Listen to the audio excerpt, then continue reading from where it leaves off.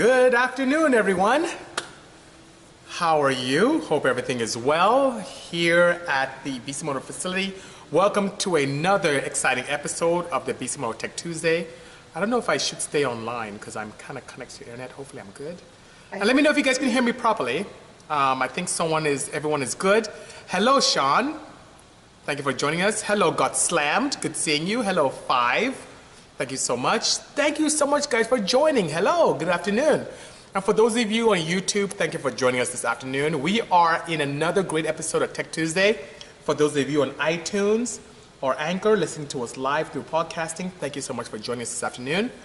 Oh, thank you so much, cousin. Appreciate the kind words. Good afternoon, S14.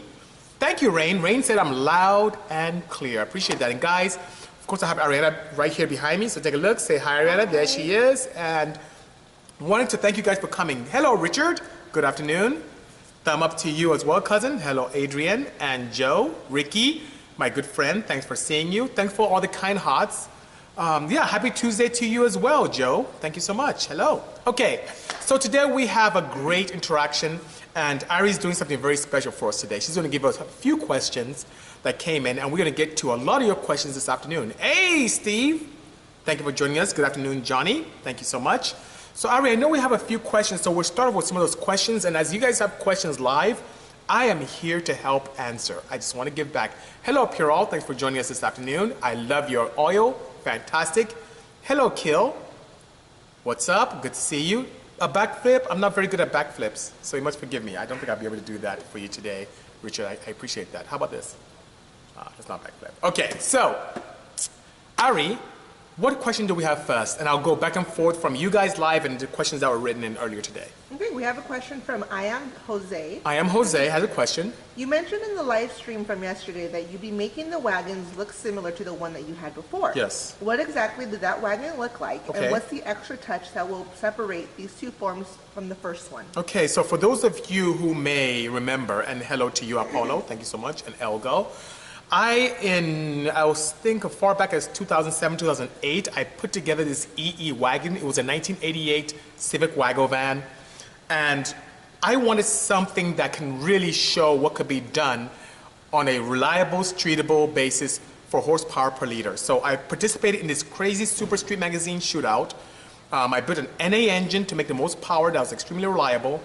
My competitors built a crazy turbocharged application, and one of the winners made fun of me saying, why did I build an NA setup in a horsepower shootout? Even though my goal was to create something that was reliable, we're going to have a test, cycling from peak horsepower to peak torque for 30 minutes straight. And that test was never performed. And because of that, the people who had the crazy drag engines actually won. So with a tease, I decided to show that I can build an engine using NA concepts, but turbocharging it, getting the reliability and making more horsepower per liter than the winner. So the van came to light. My goal was to create a 600 horsepower engine with 1.6 liters. We got to 724. It was fantastic. I drove the car for quite a bit, and then people kept trying to steal it, so I got rid of it, and now I miss it. Now with my partners from AEM Filtration, AEM Intakes, we are going to bring that Wago van back to life. It will look very similar. It was blue, like a Bisimoto blue, like the Porsche back here. And very clean, white wheels, very elegant, no crazy aero, no crazy stickers, just really clean wagon. And I'll post a picture of it later on today. It had just a nice cool lip, a mid-wing, a black roof. The interior was a mixture of leather and denim. Just really, really clean car. Huge turbo, bigger than the valve cover, just huge. Made great power and created a great opportunity for us at Bisimoto for turbocharged wares and camshafts, which is really great. And we're able to develop quite a few parts. So what am I doing differently with this new Resurrection? So it will also have a 4-point cage. It will also be blue. It will have the cutout in the grille like the original one did. I will have white wheels, but instead of having some Bisimoto Spinworks specials, I plan on having like an old school throwback with our friends from 1552, so there'll be white wheels as well. And instead of a D16 Z6 engine, which is somewhat dated now, I am going to do something with a current engine that just came out from Honda. So that's all I can share. And it'll also be turbocharged, but we'll create a ton of parts as well. I see that Automotive Underdogs wants me to do a turbo. I would do it. I don't know if you can see back there, but it's a silver 996 turbo back there. The 996 turbos make about 370 to the wheel stock. With a simple turbo bolt-on, upgraded intercoolers, and an engine management solution, we can get you to north of 480 wheel, which is awesome on regular pump gas. So we have some great things to do. Hey, Jeremiah. Thank you for the kind words on the cleanest Wago van ever. You helped with the stickers on that, so I really appreciate that. Yeah, Joe, you may have a little bit of a hint there, but it will be exciting nonetheless. Ricky, thank you so much. Yeah, we had a good time building that. So I hope it answers the questions. So Bryce is asking, why Porsches? What made me fall in love with Porsches? Well, it has to do with the same thing that all us car guys loved. I'm sure when you were younger, you probably had posters of cars on your wall. We always loved 911s. As a child, I had this cool poster on my wall of a purple, yeah, purple, yes. 911, which is old school. You know, it has that classic Porsche 911 look that's very unique. But of course, as a child, I couldn't afford it or even imagine I'd have one. So fast forward to the mid-2000s, I met a good guy, Benny Pequa. Benny is a road racer who made his money in the dot-com boom. And what Benny did, he had an opportunity to sell his company, retire, and his first car when he came here from France was a CRX. So he loves Hondas, he raced CRXs and raced Civics, and that's why he came to me to tune his Honda Challenge Civic.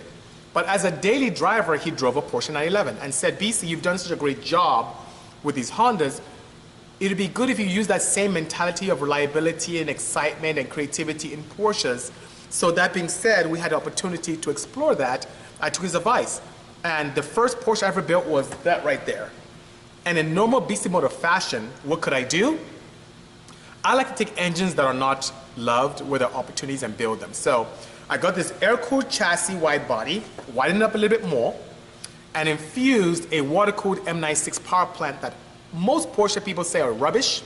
Most Porsche people who are enthusiasts say it's a ticking time bomb, and there are all kind of problems with the engine. But for those of you hardcore Honda guys, you know that when we have a problem, we don't throw the engine away. We find ways of solving it. If you get a B-series engine and you boost it and your sleeve cracks, you don't say all B-series engines are crap. You sleeve it, right? If your head breaks or starts lifting, you don't say, oh, these rod bolts or these head bolts are rubbish. You put ARP studs. Well, with a Porsche, they de-chunk on the sleeves. There are IMS bearing issues. There's intermediate shaft issues. There are issues with the rear main seals. You address those, and the ports are huge from factory. They make a lot of power. So I use that opportunity. Hello, Dark Knight from back home. We use that opportunity to definitely address those, and I made over 1,000 horsepower with this car. It was scary to drive. So after 3 turbo iterations with my friends from Turbonetics, she's now 850 wheel. Still frightening, but a lot better. So I hope that answers your question properly. Hello, Dark Knight. For those of you who don't know, Dark Knight is a hardcore enthusiast. He has a sanctioning body back in Nigeria where I'm from, and he's doing great things, and we may be doing something very soon. So I look forward to interacting with him very, very, very soon. About building a turbo LS, now you mean Chevy LS or Honda LS? Let me know which one. My pleasure, Bryce, my pleasure. Hello, FV, good seeing you. Yes, I do. So the factory IMS bearings, even though a small amount of those fail, about 2% or so, it's not as bad as some manufacturers of aftermarket parts will let you think. It's always good insurance to upgrade it. So the same way that if you're not for sure if your rods are going to fail if you start pushing the engine, but it's good insurance to upgrade them. So it's the same thing with IMS bearings, absolutely. Chevy LS, I'd love to, especially if I have a relationship with Chevrolet, which I don't. So for me to do one on my own, I have so much going on here, it may be a little bit tough, but by all means, if we have an opportunity to work with Chevrolet or GM, I'll be more than happy to explore that. You said a question about an EK hatch. Do we have a question from Manifest Detailing by any chance? Okay, maybe you can ask this live because Ari doesn't have one. Maybe I can answer that for you right here, you know. So Matke, yes, Washington quite a bit. I've done quite a bit of racing in Kent. It's one of my favorite tracks, very, very nice, which is pretty nice, you know. Thank you so much, S14. I appreciate the faith in our company. Appreciate that. You're too kind, Chef. I love what I do just like you guys, and I want to give back. This is my way of giving back to help all of you to have the advice and guidance that I didn't have when I was going crazy and spending tons of money, you know. I know, that'd be kind of crazy as 14. So what a question do we have, Ari? We have a question from Samuel Brownfield. Samuel Brownfield. Do you ever tune standalones that aren't AEM? Yes, I do. So it's asking, do I ever tune standalones that are not AEM? And I'm a huge advocate of AEM Infinity, especially because it offers hardcore motorsports capabilities and efficiency and speed at prices for the sportsman, average sportsman racer, which I like quite a bit. And allows me to do a lot of cool things, especially in terms of fail-safes. So I do 2 other things. I do Haltech, I do Hondata, I do K-Tuned, Motec, quite a few engine management solutions, Stinger, you name it. So I do quite a bit. So I do a lot more than AEM by all means.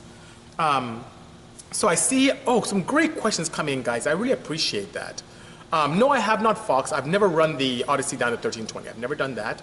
June 8th, AJ, may be hard because I have so much going on here. So I won't be able to make the button wheel. Even though I love it, I do have a meeting with the guys from Hot Wheels on Friday. So I won't be able to make that. I'm so sorry. So, need help on a single cam block and head to go with? Have Mike from MadBuild do it. Well, if you want a single cam, if you want a big block single cam, the F22A is the way to go. If D series, the Z6, D16 Z6 is what's ideal. Hello, Liam. I can turbo lift a Jeep Wrangler. Just write to me at sales@bisimoto.com, Benson, and let me know your budget and your timelines, and we'll see what we can do to take care of you. Off-road, Joe is asking, saying I've done so much on pavement, have I ever considered off-roading? And I'm thinking about it because we're starting to develop a very good relationship with the guys from FCA, Fiat Chrysler Automobile Group, and we're really thinking about getting into the newer Wranglers and doing some fun stuff, so stay tuned. I'll keep you posted. That looks like a very nice time. My preferred turbo choice, I do like Turbonetics, and now that they've merged with Precision, that's even a better symbiotism there. Turbonetics, I love them because they can make custom things. They have their roots in aerospace. So even though motorsports is a very small slither of their business, all the drones you see for military, all the crazy stuff with the government, they do it. That's what Turbonetics comes from. At Precision, they're hardcore enthusiasts. Those guys are always pushing the envelope to find ways to have better compressor technology, thinner vanes, more revolution, more air produced per revolution of compressor. They're really good at that stuff. So the fact that 2 of them together, I feel that they're the best combination of companies for turbocharging technology, which is pretty nice. Thank you, Garrett, for the kind words. I really appreciate that. My pleasure, S14. My favorite Porsche overall is what Matagi is asking. I like the 918 because it allows the opportunity for, I would say, petrol and the new technology with EV engines. But I'm very curious about the Mission E that's coming out. So hang on to my favorite Porsche until I play with the Mission E and we'll see what happens there, which I'm pretty excited about that. How many Hondas have I owned over the years? So many questions live, Ari. It's crazy, right? I've had, let's see, my personal ownership, let's see, my 88 Honda CRX, my 88 Wago van, I would say my 2006 Insight, so that's 3 so far, the Odyssey that we have now, the 2012 Civic, 2013 Accord, 2011 CRZ, 2 Honda Fits, a Honda HR-V, so that's 10 so far. Eh? I'm hoping I'm not missing any. You got the Odyssey, right? Yeah, I got the Odyssey already. So that's, Del Sol, so 11, blue Del Sol. And I had a silver Wago van that I ended up selling to one of our workers here, so that's 12. 12 Hondas so far, that's what I've owned. Yes, I can build your K28 Chris, by all means. I just need to know your timelines and budget and what you plan on doing. Hello, Champagne, thanks for the kind words. CRV, I would love to. It depends on what our friends from Honda want to do, and I'll be more than happy to. Will I ask you a question from yesterday? I don't know what question it is. We get so many. We get hundreds of emails Ari can attest to a day, so it's hard to tell which is which. I'm trying to see what the questions we have. Fox Body, we were just talking about that earlier today. Matt Farrell was here earlier, and we talked about Fox Body Mustangs, and I've thought about it. They're very lightweight, and you can put a Coyote in there if you want to and go crazy, because they're really lightweight. I've thought about it, but haven't done anything seriously. RB26s, I've done a lot of work for customers, not myself in-house. We've had customers put those in everything from RX-7s to most recently we had a 1974Z to 40Z that came in with that application. So that's not bad at all. So Sean is asking, what did I do with the Boxman engine internal? So Definitely something I'm very big on is reliability. So anything that can allow me to increase the reliability of an engine, I am game. So the crankshaft, first we had to check out a Magnaflux to make sure that everything is proper, make sure that it's magged and no fractures. Then I took it to WPC and had it processed. And they have a surface treatment that we treat the crankshaft and bearings with. Then I had some custom rods made, which I will make available to the public. I bought quite a few, and that allows me to get the pricing a little bit lower and have them available to many of you. Then my friends at Tron Pistons manufactured the pistons for me, and I had Golden Eagle sleeve it. We have camshafts and also valve train. So that's pretty much the bulk of the hard parts. And doing break-in, we use PurOl, as you can see the PurOl logo up there. We use PurOl break-in oil. I use the SAE 40 break-in, and then I run a 20W50 oil as a fill. AJ says, hello, Ari, Hello. by the way. Yeah, Baja would be great. B18 or Z6, ooh, if it's B18C, then definitely that's the way to go. Yes, I could build a motor in Mitsubishi, especially if it's something that is close to what the partnership existed between Hyundai and Mitsubishi. That shouldn't be a problem whatsoever. Yeah, hello Dappa, good seeing you. I'm just going through all your questions here live. Fox is asking, have I been interested in two-wheeled motorsports? I'm kind of cool on four wheels already. Two wheels, I respect the bike guys, but do you ride bikes, Ari? Ari's crazy, she rides bikes. And I think that's too crazy. And it's not because I feel like Ari will be a bad driver or I'll be a bad driver. It's just that people around you are very rude to cyclists. So I will stay on four wheels, appreciate that. Favorite air-cooled Porsche and why? I would say my favorite air-cooled Porsche. I would say it's the 964 C4, the one that people don't like, because the all-wheel drive mechanism is one that was developed for the Dakar Rally, which is very robust. The 964, especially the 8990, those are very tunable engines, and we've done builds for Need for Speed through EA. We've done builds for clients. You can turbocharge that very easily, keep it NA. It's a really nice platform.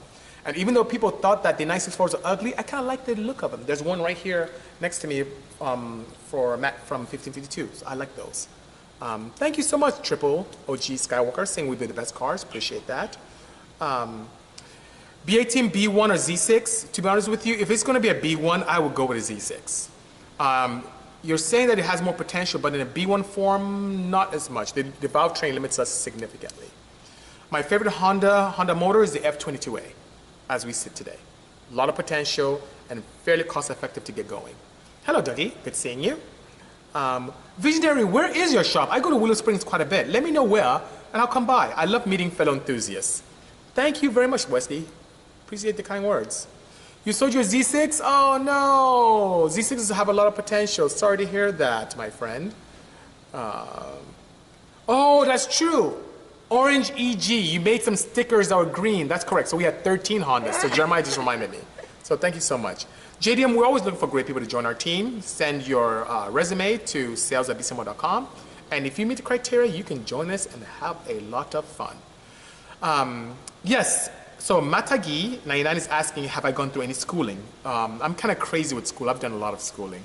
How are we doing on questions? Oh, we're good. Okay, so far so good. Because Ari hasn't given me the eye, so I'm pretty excited. So let's talk about my academia. I am one of those weird students, weird kids that come from a family that's very technical in nature, a scientifically oriented family. My father's a very bright geologist who continued in the business world for his master's and doctorate. And then my mother is a brilliant biochemist, which is fantastic. And they really pushed all of us, my siblings and I, to focus on the sciences and go to school. So I'm a chemical engineer by trade. I have two sisters who are pharmacists. I have a brother who's really big in finance and accounting. I have another sister who's also a biochemist. And our last born in our family, being my youngest brother, is a physician. And what I did is, since I had such affinity for science and learning and paying attention and having good grades, I finished school very quickly. So I didn't graduate high school. I skipped a lot of grades. I was in university at the age of 15 back in Nigeria. And at the time, I was the youngest to ever attend. That may be broken by now.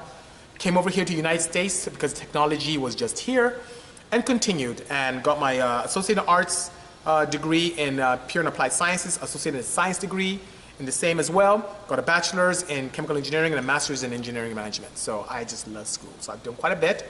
But my affinity, despite being a chemical engineer, has always been on automobiles. So during the time I was in school, I did naughty things like street race.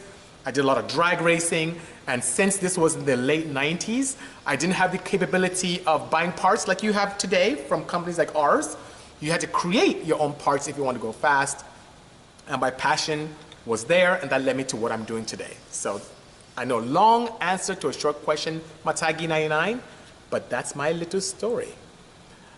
There is opportunity for 2.0 T tuning. By all means, there are flashes from our friends from K-Tuner, and they have some really good stuff that can flash very, very easily. I've thought of doing a crazy Porsche Panamera, but only if I get a very tight relationship with Porsche corporate. So we have a great relationship with local dealerships, with McKenna, a little bit with our friends from Rusnak, but nothing from Porsche directly yet. So they're being kind of shy, which is nice, but it takes time to get these things going. So once I do, I'll be more than happy to build a crazy sick Panamera. That would be bonkers if we can do that. Let's see. No plans for the S-Classic market, not quite yet. And I see you're asking that question, Namsil, so thank you so much. Hello, Super Descartes, good seeing you, it's been a while. Yes, it can be. The B16 SIR can be built for reliability, absolutely. My favorite Honda build, I would say my Odyssey. That car is awesome. It's a car that we built for Honda. It was the most difficult, and at the time, the most expensive build for us here at Bisimoto. We had to do that in 7 weeks. There was a lot of blood, sweat, and tears literally in that build. We had people who got parts to us late. We had people who abandoned the project. It was crazy. But when it was done, it became so iconic with us and the most popular build in this facility so far. So by all means, we take the keys, we give to people like Matt Farah, we give to the guys from Top Gear, we give it to Car Matchmaker, you know, and they just take the car and race and have fun with it, and it's so reliable. And then we do stuff with Netflix, where people allow us to run street tires or not. Nonetheless, it's a great build, a lot of fun, very iconic, and it's so comfortable. It's such a comfortable ride. I didn't do the cams, AJ. I just did the crankshaft and bearings, no cams, but I should. There are benefits in doing the buckets and camshafts, but I just didn't because we had limited time to get together, and the cams in one place, and the crank was the other place, and we had to get it together. So I'm so sorry. DJ Ramarov, I think he submitted this question, but he asked me, what determines the oil grade for my car? You have a 957 turbo using Mobil 1 040, which is factory recommendation. He wants to go to PurOl. What are the differences and gains in doing so? Significant. That's a great question. Now, one thing is that as a chemical engineer, I have in-depth knowledge of a lot of lubricants. And I've had the capability, courtesy of our friends from PurOl, to test everything commercially available. And the weird thing about the oil that you currently use is that even though it's called a synthetic, it really isn't. And what I mean by that is that brand is a hydrocracked, isomerized mineral oil to look like a synthetic. So those are known as group 3 oils.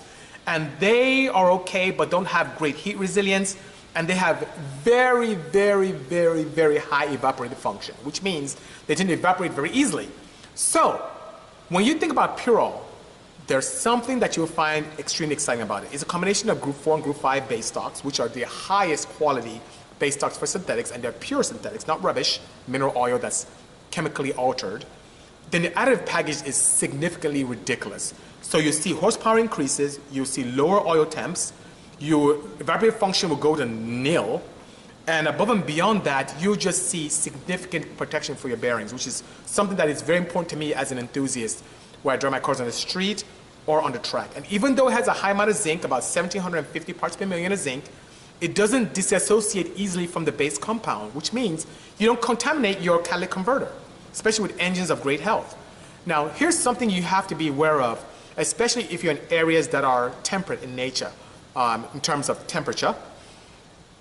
Whenever you get an oil to act like a 0 weight when it's cold and a 40 weight when it's hot, which means it's thinner when it's cold to allow easy starting in the winter or snow areas, and then thicker to protect the engine when it's warm, that wide range requires a significant amount of what is known as viscosity modifiers. Those viscosity modifiers are what breaks down and forges sludge when the engine gets really, really hot. And that's what causes a lot of thermal breakdown and so on and so forth. So I've always been an advocate of getting oils that are closer together. in terms of weight. So a 1040, in my opinion, is much better than a 040, especially if in areas where it does not snow all year round, which is very rare. So that being said, you have a less chance of breakdown and sludge because the viscosity modifiers are much less. And DJ, when you switch over and upgrade, you will be absolutely excited. It's fantastic stuff. So thanks for asking your question. I really appreciate that indeed.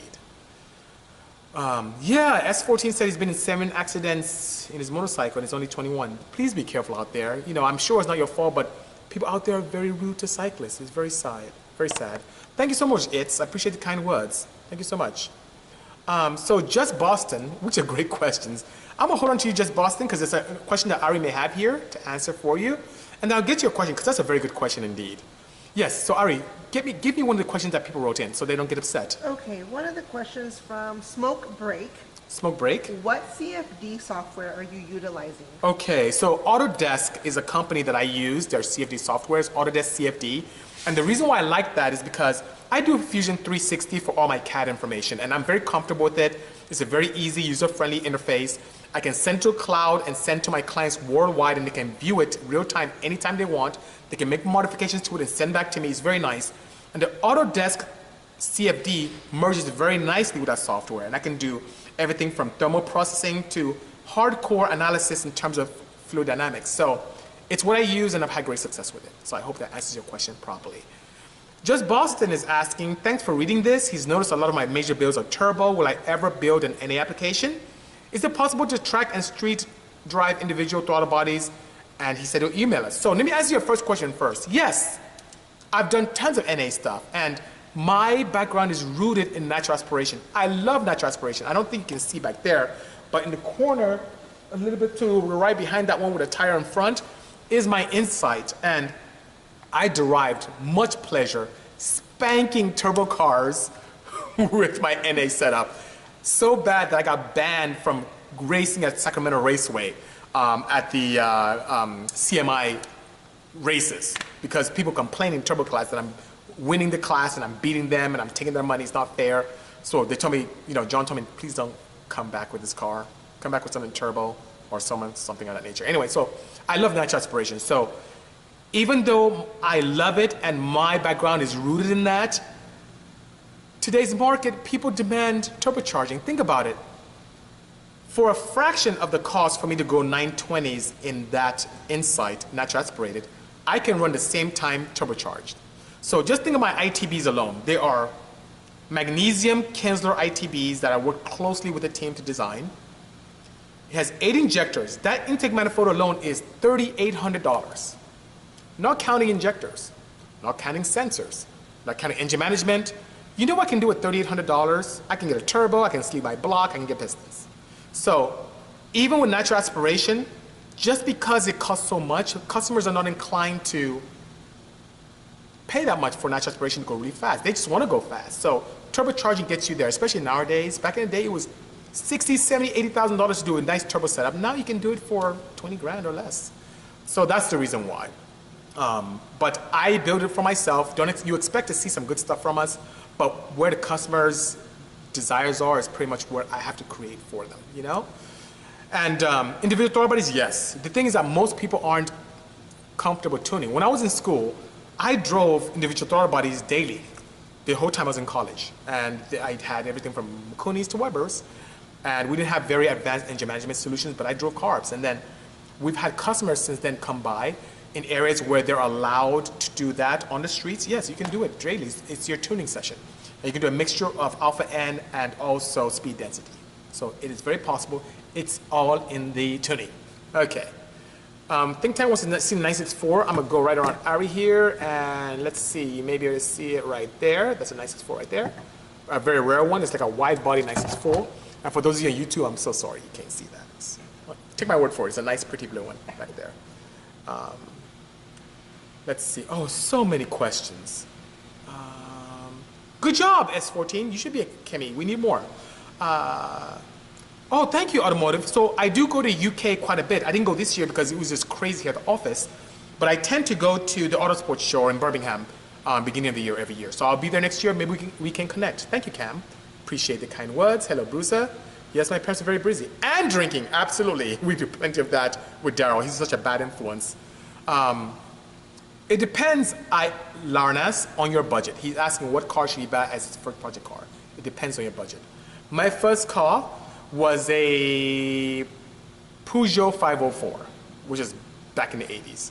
And then my first race car was my CRX, my Honda CRX 1988 HF. The hardest build I've ever had was the Odyssey, because we had a very short timeline. We had parts that didn't come out proper. It was a new Earth Dreams engine, and we had to produce numbers for a corporate. It was very difficult. That was my most difficult sub. If I could put an F-22 in any chassis, what would it be? We did it. It would be an Insight, because it's full aluminum, or aluminium, as my friends in the UK would say, and very aerodynamic and lightweight. That's what I'd do it, definitely. And my first car, I talked about that. Yes, so Chris is asking, do we have anything for a K28? Yes, we do. We have camshafts, pistons, rods. It's all on our website, and valve train. And for breaking in, of course, we have a partnership with our friends from PurOl, so we have break-in oils and oil fills as well. So thank you so much. Thank you, S14, that feels a lot. You can have success 17 Gen SI with both, and we've had success with both. On an SI, we've done Honda NK tuner, its choice, and budget, by all means. I like both. 718s, those are actually pretty good. We haven't played with those yet, so I plan on picking one up from our friends from McKenna. So hang tight, I'll probably have some information for you soon on how much it can handle boost-wise. 1992 DARS is asking, have I ever considered land speed racing at El Mirage? Yes, and I'm terrified of doing it. Not because it's fast, but I feel that if I experience it, I will stop drag racing, I will stop road racing, and that's all I do is top speed. So I'm trying to prevent myself from jumping headfirst into that. Just from hearing from fellow engineers, they love it. I am pacing myself, I refuse to go, because I know I'll go and I'll fall in love. I won't do it. So I'm just pacing myself. True synthetic, Captain, are those who are group 4 and group 5. And those are purely made from man-made materials. The molecular structure for each of the molecules are very even. They're not uneven, and those are pure synthetics. An ideal true synthetic would be PurOl. Definitely, that's what I recommend. There are other brands out there, Ineos, Torco, but I prefer this. It's far superior, vastly superior. Hello, Caleb. Good afternoon. Hello, Prashish. Good seeing you. Head package for B18C. Want to drive it daily? Definitely, if you can get a B16 head VTEC, that would be fantastic. What's a good oil for 88 Mitsubishi? Moneymax, he runs 1030 Pennzoil.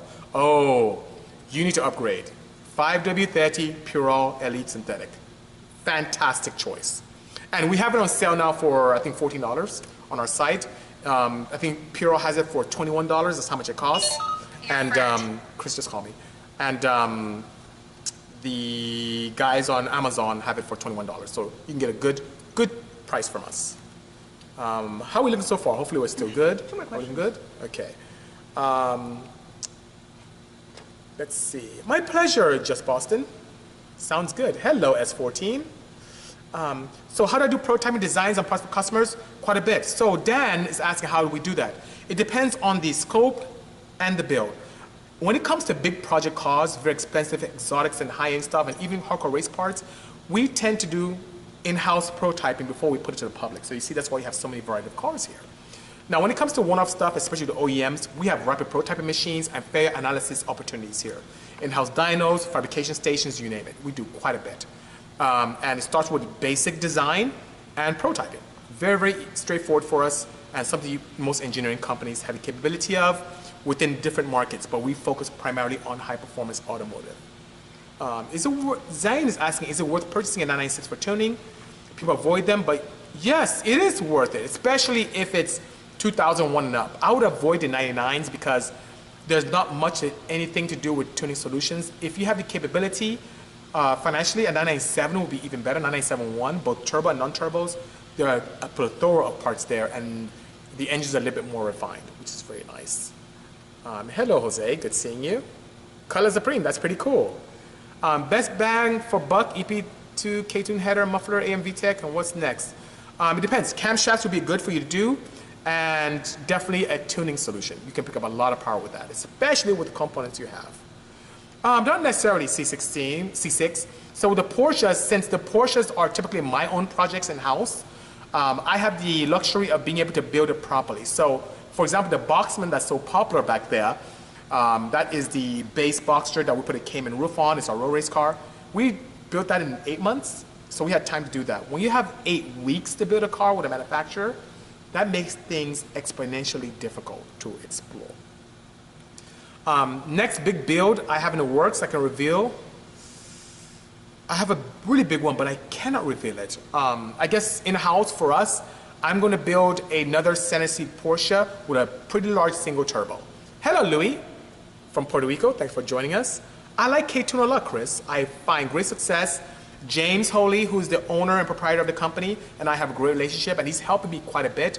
And the guy listens. He takes feedback constructively, and he jumps on it. I like the guy a lot, and I love his components, indeed.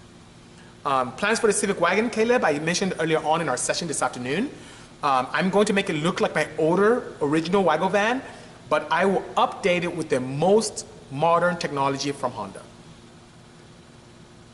And yes, Ricky, I shared that before earlier. 2018, they should have something for you in terms of a flash.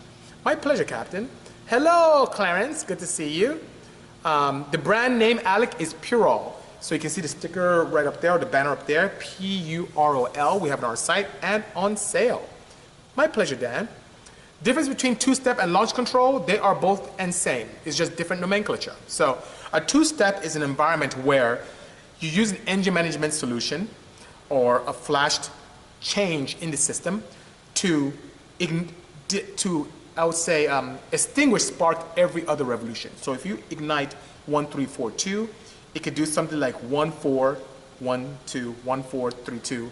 So it kind of keeps it at a certain rev when you launch. So it's a way to allow you to launch, have control of your launch without using your foot only, without trying to determine what throttle position to exist in. Now, the difference that I hear a lot, what people want me to ask or explain, is the difference between launch control at two-step and anti-lag. So those are two different things, and they kind of coexist. That's where you run a fairly large turbocharger for an engine that is relatively small. And if you launch with a regular two-step where you ignite, or you extinguish spark every other revolution, it could bog. You want to be able to build enough boost at rest so when you launch, you have an explosive launch and get out the hole very quickly. So to do that with anti-lag, you actually have to do something similar with a two-step, but you retard timing and add fuel, so you're literally retarding the combustion event into the turbine of the turbo. It's hard on turbos, but allows the turbos to spool very quickly, and hence your compressor now builds up a lot of boost, and you can launch at a predetermined boost level. And you can play around with that boost launch level or horsepower by reducing the amount of timing that you retard and or setting different RPM levels for your launch control for the two-step. So I hope that makes sense. My pleasure, Zane. Thanks for the kind words. Part company suggestions as well. It depends on what parts you're speaking of, because we can talk everything from oil to engine management to rods to pistons to head to camshafts to rockers, you name it. So I need to know, jump in like, what type of parts you're interested in to give you the right advice. For high horsepower for rotary, Dan, if you are doing something where you're pre-mixing your fuel, then you can use PurOl. Therefore, you're not consuming. But if you're still using the old school method of siphoning oil into your engine as part of the combustion event for your rotary, you have to use a mineral oil, something that's commercially available. And it may be best to talk to your builder about that. Hello, Zephyr. Good seeing you. Hello, Connor from the UK. I will debut the wagon or wagons at SEMA at the AEM filtration booth. I want to, Clarence, I want to build a Subi. Ari's giving me the look. She's like, you guys are asking such great questions here. It depends on our relationship with Subaru. If we get one, we will do that. I'll let you know when the wagon comes out, by all means. Sounds good. I'll be more than happy to explore your NSX, Motorsports Detailing. Thank you so much. My pleasure. Ford Focus ST, I don't have access to that, but reach out to the guys from Mountain. They're in Carson, California. Very nice guys, and they have vast experience with the Focus ST. Thank you so much, S14. You're very kind. All your filters to run with that, I would suggest either factory, K&N, or if you have a hard time getting K&N, which you shouldn't, Bosch is really good as well. Truck, my own Chevy truck, yes, I've done, but nothing crazy. Yes, you did, Jose. You missed quite a bit of wagon talk. So sorry. When I did my first block, I would say I wasn't that young. I would say I was 18 years old when I did that, under the direction of a good friend of mine. I didn't just open up myself, which was pretty nice. So, I don't know, Jay Cordono, what you meant. So, let's see, Ari, what are the questions that we have? Question from C. Perez R35. C. Perez R35. Is it possible to have 6 extra injectors in total to have 12 on the M97 engine? Yes, you can. So he's asking, is it possible to have a total of 12 injectors on M97? Yes, you can. You can have the factory port ones in there. You can incorporate higher up injectors as long as you have an engine management solution to do that. And Infiniti has a 12-cylinder that can still allow you to explore that in a sequential manner, by all means. The all-use engine for lubrication of bearings, also custom built myself, was thinking 530. Oh, you meant in terms of weight? Yes, 530 would be ideal, especially if it's a very, very stable compound. Chris, I mentioned before, you can have success with both. Hondata or K-Tuner is up to you. Some people tend to choose K-Tuner because there are applications that Hondata doesn't have. Some people like Hondata because the name Hondata has Honda in it. It's personal preference, but you can have success with both. Yeah, automotive, that would be fantastic. I'll be very, very pleased to meet you. Yes, so he's asking, do I have anti-lag on a 996 turbo and is it hard on turbos? Yes, so yes, on that silver turbo back there, even on my blue 996 turbo, I had anti-lag on both, shooting flames. It's hard on turbos, it's hard on exhaust valves. So it's not something you want to do every day, all day, for moments at a time. It's something you do sporadically when you're about to have a launch situation. If you just want to show off a little bit, I just press it down for like 3-4 seconds and let go, but you don't want to sit on it. That is hard on parts, especially turbos. Because you're essentially taking the combustion event and putting inside the turbine, you know? Oh, that's good. That's good, S14. It's good to have parents that are very supportive. It makes the biggest impact. My parents are my biggest advocates, and they are the reason why I am who I am today. So it's great to have parents who are there for you, you know? My pleasure, Dan. And Cordeno, you're saying this something, I don't know what you're saying. I really wish I could understand what you're saying. If you can translate that for me, that'd be great. You know what? I would love to build a Cressida, especially if you can put a stuff at 2J in there. We have friends, Ari's like, she's a big 2J head. She loves that stuff. 1Js, 2Js, that's all her stuff. But I'd love to do that once again with a relationship with Toyota, because there's so much going on here, you know? Thank you so much, Insta. Appreciate that. And how are we doing on questions? We have one last question. One more. Okay, one more right in. Okay, yes, sorry. From Adam Benda. Adam Benda. Is there a benefit to using higher than manufacturer recommended gas without an ECU tune? So he's asking, is it useful at all to use a higher octane fuel on a car that was set up factory ECU to run on, let's say, 91? And the answer is no. Now, if you think about it, for those of you who are tuners out there, you know that you optimize your tune, especially in terms of ignition advanced events, for the fuel that's being used. Now, the way you can water away detonation without going to a silly, crazy, involved chemical class is higher octane fuels burn slower. And by essence, burning slower, you have an opportunity where you can water away detonation, have more of a higher anti-knock capability. Now, what does that mean? That means that all things being equal, for a set ignition time in advance, if you add a slower burning fuel, it is now igniting the mixture at a time that's not ideal for that fuel. So you need to advance it further to get a proper burn so it can do work on the piston. What does that mean in a nutshell? You can actually lose power going to 100 octane on a car that's set up for 91, just because of the nature of the fuel, because it burns slower. So that being said, if you're to run a high octane fuel, it's better to tune it for that fuel. And when you run that, keep it there, because if you go the opposite direction, that's when you can get in trouble with reliability. I am great, Angelo. How are you? Hope everything is well for you. Greetings from Italy as well, Procasio. Thank you so much. Thank you, Jumpin. Appreciate the kind words. So, the red Porsche, man, the first builds are always very, very expensive. So would you be surprised to know that that car cost us far into the 6 figures, but the subsequent ones we build won't be as expensive. So I may be able to recreate those closer to maybe 150,000 or so for the future ones. It's not so bad. Porsche components are expensive, especially the engines. Very, very expensive indeed. First gen MR2, you know, my friends at Buddy Club have one. And I told them, if they let it go, let me know. I may be interested. I think those are cool cars. It was actually the first car I fell in love with when I was in Nigeria looking through magazines. And then I saw that like, oh, I couldn't afford this, so a CRX is the way to go. And that's what got me into the CRX. Yes, Scott, good email to send to us would be sales@bisimoto.com. So I hope that helps. Insta Bergen is asking, have I ever had a valve spring break on an M96 engine? Yes, so I haven't had it happen to me, but I got an engine that I just purchased maybe 2 years ago in Burbank, California, and I just took it apart on Saturday and it had a broken spring. So definitely that's something that needs to be addressed. And because it broke the spring, it put a hole in the piston and then the debris scarred the entire cylinder. So now this smaller 2.5 engine has to be sleeved to be used again, which is quite sad, but it happens. And we have designs for valve springs, so if you need help in upgrading the future, we'll be more than happy to assist you. But I saw it, it's pretty crazy. When it broke, the valve dropped, valve broke in half, and then the retainer flew out and it was in the crankcase, which is pretty interesting. My pleasure, Adam. I'm great, Andrew. How are you? Hello, Max Boost. Good seeing you. So that Lotus, Caleb, is not mine. It's actually Matt Faraz. He is testing it for Lotus cars. He's put thousands of miles on that thing, and he loves it.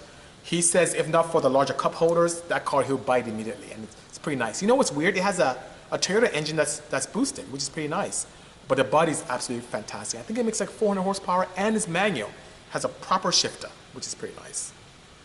Oh, you're too kind. Thank you so much, Carl, for the kind words. I appreciate that. Cheers to you as well, Max. Good seeing you as well. And love to have you as part of the family. Hello, Peter. Good seeing you.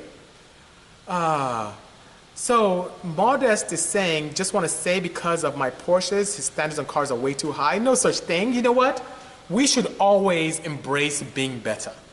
So one thing about me, whether it has to do with cars or my life or being a good friend to Ariana or being a husband to my wife or being friends with you guys and interacting is I always want to leave and go to sleep better than the day before and wake up the next day better than I was the day before. So having high standards for cars is not a bad thing. Stay focused, and you can achieve anything you put your mind to.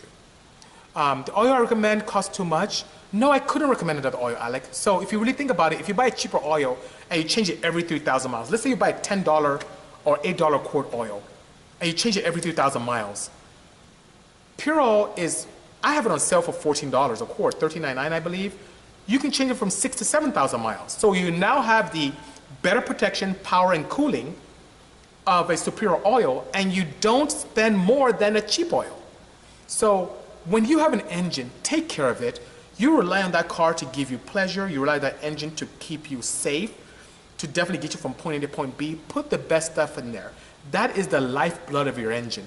Don't skimp on stuff. Companies out there just want to make money from you. If the guys from PurOl wanted to just make money, they would sell that for $50 a quart because it's that good. But these companies that sell cheap oil, they're not doing us a favor. They're giving us rubbish. And I will not put rubbish in my cars. So by all means, save up, get the right oil. You don't have to change it every 3,000 miles. You can do 6,000, 7,000, 8,000 miles without a problem. Try it and you will be a believer. Don't put rubbish in your engine. My pleasure, Insta. My pleasure, Think. Good seeing you. By all means, I look forward to your feedback, Insta. Thank you so much. My day is fantastic, Tyler. I hope your day is great as well. Hello, Sugar. I don't have any mods for the 0614 Mazda MX-5, but I can get piston design for you if you ever get to that point. Hello, Puerto Rican Star. Good seeing you. And congratulations, Brandon, for your great weekend. Brandon's a great enthusiast, a friend, and a customer. Has a sick black NSX, turbocharged, and he broke his personal best record at Willow Springs this weekend. He runs it on flex fuel, has AEM Infinity, came here to tune, and the guy is just a great driver. I'm learning so much from him.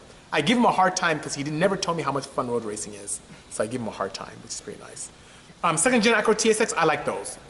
Tons of opportunities. It's a shame that people don't race those more often. A good oil filter, if you're not using factory, definitely K&N.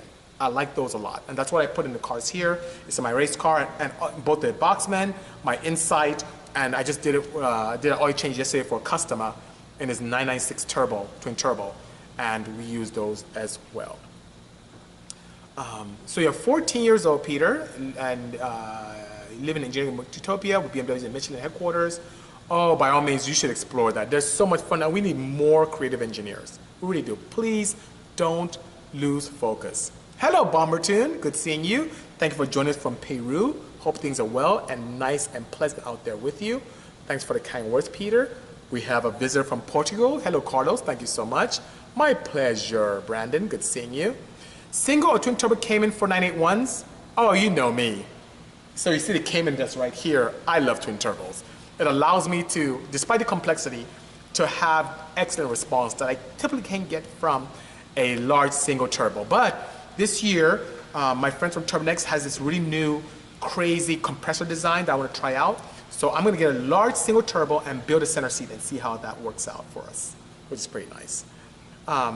Carlos asked me, have I ever thought of making an Odyssey all-wheel drive? I have thought of it, but once again, we built this car for corporate Honda, and we had 7 weeks. It's impossible. My team and I were talented, but we're not that talented. We could not do all-wheel drive in 7 weeks. We barely got the car going in 7 weeks. So I thought about it, but it just wasn't engineeringly possible. That's the word, engineeringly. Well, it just wasn't possible within that time frame, you know. Yes, you can. Alec, do it. I'll help you out. I have it on sale. For you, I'll keep the sale going for 2 more weeks. Just for you, so you can experience PurOl. Great stuff, you know. Elijah's asking, thoughts on making something like a 1989 Ford Shogun? Oh, Shoguns are awesome. I like those. Doesn't Jay Leno have a Shogun?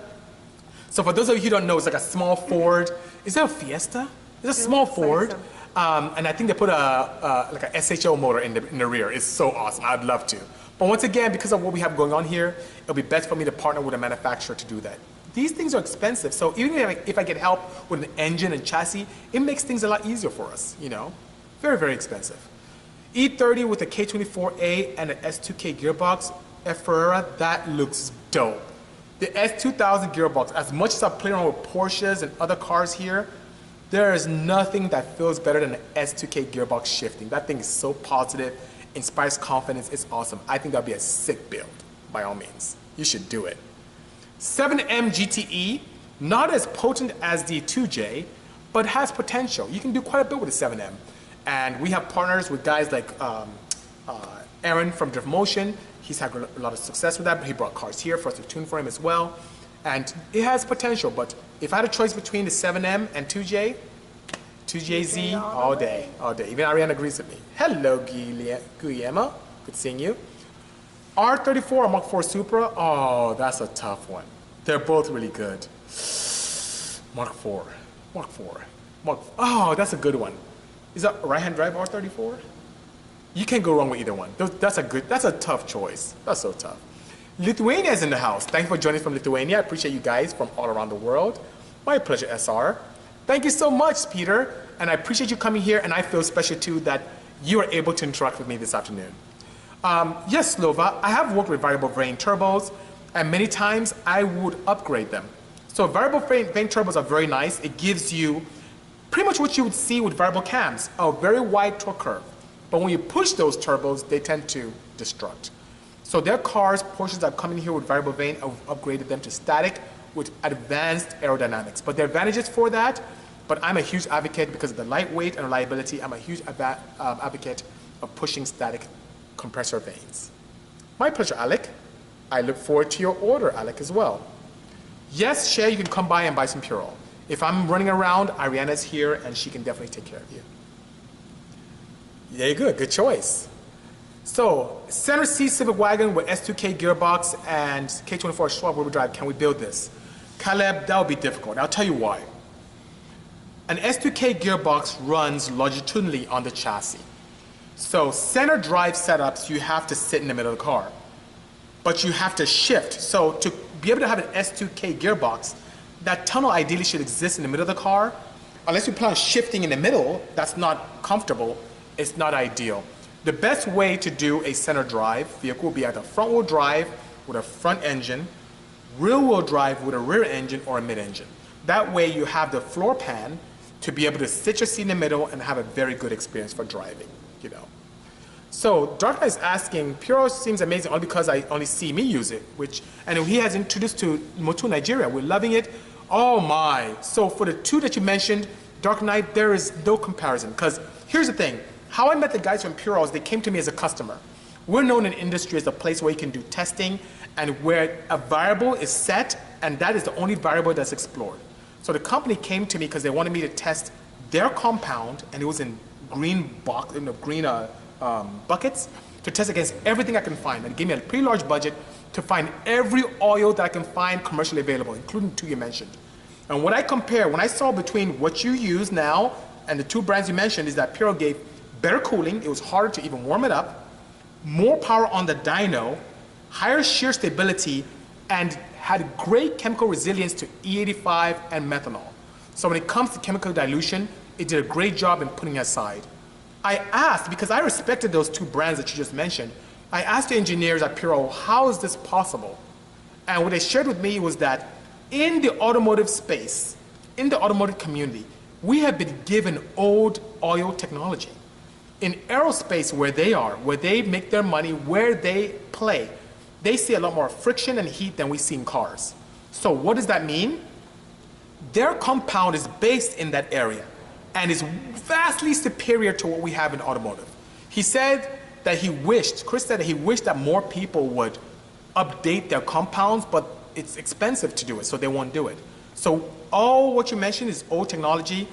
When I visit home, I'll bring you some PurOl, you'll try it, you won't even look back. You'll feel so bad that you didn't jump on it sooner. And you know, I've played with everything in the world out here. I even lived with the family of another oil company. And despite my relationship with them, PurOl is still my choice. It's sick stuff. I told you earlier, they should be selling this for $50, $60 a quart. It's that good. It's really, really good. I'm doing great, Colin. How are you? Future plans? Okay, so let's see. I'm building a pretty crazy twin turbo setup in the back that no one can see. I'm building three Porsches to get ready for SEMA and a Wago van. So that's what I have. And all very unique setups, things I'll be pretty excited. Hello, Chang. Yes. So S14, yes. You know what? Unfortunately, PurOl doesn't have a motorcycle oil if you have a wet clutch because it's really slippery. But if you have a separate oil and crankcase compartment, you can use PurOl in motorcycles. That's why the Harley guys love it quite a bit. You don't have enough money for 2J from where you should start off, you should save up. It's worth it. You can do 1,000 horsepower on a stock 2J bottom end. You should save up and do it right. Hello, Dan. Good seeing you. It's really about saving up money and doing things the right way. With a 7M, if you're stuck with that, you already have it, you can build internals and boost it, but it will still pale in comparison to the opportunities with the 2J. It's really good. Forgot to delete the center seat, four-wheel drive Civic wagon, build, no polish, no worries, Caleb. Yes, Jay says he loves PurOl. He has his true stuff. He's experienced it himself. You experience it, you'll love it, you won't go back. My pleasure, Cullen. My pleasure indeed. Hello, RV. I love Wago vans as well. Racing suit, I've raced with Alpine Stars. I've raced with Sparkle. I'm yet to get a Momo one. So far, Sparkle is what I like so far. And they both have the SFI 5-layer approval and also FIA approval as well, which is pretty nice. So I can use one suit for different types of racing, which is nice. How do I manage my time between builds? I'm a vampire, I don't sleep. So Ari comes here sometimes and I'm already here and she leaves and I'm still here. I just enjoy what I do. What's that, Ari? Team no sleep. Yeah, team no sleep, that's what she says. There you go. Four-wheel drive Wago van, that'll be nice, but I want to build something this year that's attainable for many people, and the Wago van that's all-wheel drives aren't very popular. So unfortunately, I'm gonna stay with two-wheel drive so many of you can replicate it easily. Hello, Sam, good seeing you. Thank you so much for the knowledge. Yes, you can put it in a quad if you're allowed to run a standard 4-stroke oil. Absolutely. I've had experience with Air Atom. They're very nice. True, and they're just a raw vehicle. True Gentleman is asking, where can I purchase PurOl? You can get it here from Bisimoto.com. You can get it on Amazon, but I have it on sale, which is pretty nice. So thank you so much. 2J is the way to go. So Peter, why don't you come back, because time is up, and I'll answer your question on fastest cars. So come back in a few moments, then you come out and come back in. Talk to you guys soon. Cheers.